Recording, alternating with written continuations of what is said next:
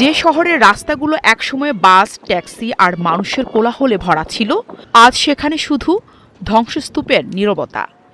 গাজায় এখন চলাচল মানে ঝুঁকি আর যাতায়াত মানে সংগ্রাম। ইসরায়েলি বাহিনী গাজার অবকাঠামো ভেঙে দিয়েছে, বিশেষ করে পরিবহন ব্যবস্থা।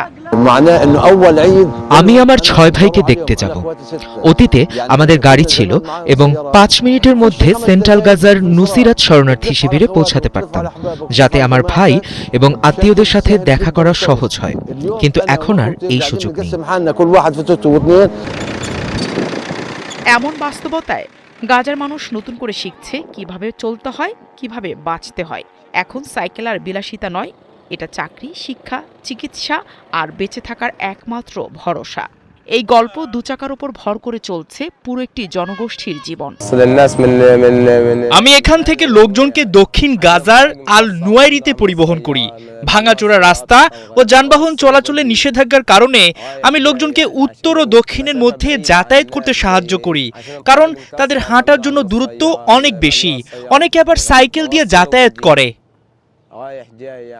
2023 সালের ডিসেম্বরে সুজাইয়া এলাকায় ইসরায়েলি বিমান বাহিনীর হামলায় পার্ক করা অবস্থায় অনেক গাড়ি ধ্বংস হয়।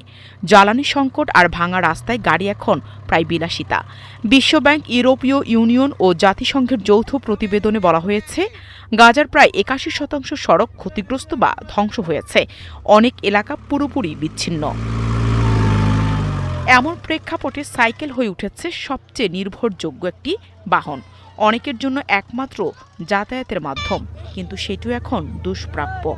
যুদ্ধের আগে $200 সাইকেল এখন দাম ছাড়িয়েছে $1000। গাজা সিটির জাল্লা স্ট্রিটে সাইকেল মেরামতের দোকানে নতুন সাইকেল নেই। দোকানদাররা বলেন মানুষ আসে কিন্তু কেনার সামর্থ্য নেই। এদিকে ডেলিভারি সেবাও বদলে গেছে উপত্যকায়, যা এখন পুরোপুরি সাইকেলের উপর নির্ভরশীল।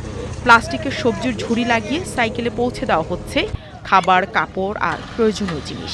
এখন সাইকেল শুধু বাহন নয়, এটি বেঁচে থাকার।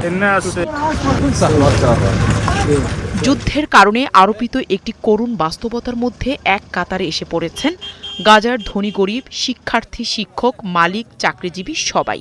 বিশেষ করে ক্ষতিগ্রস্ত অবকাঠামো এবং ধ্বংসপ্রাপ্ত গণপরিবহনের কারণে এখন বিকল্প যানবাহনের মধ্যে অন্যতম মাধ্যম সাইকেল। নাহিদা রিন্থি, ৭১।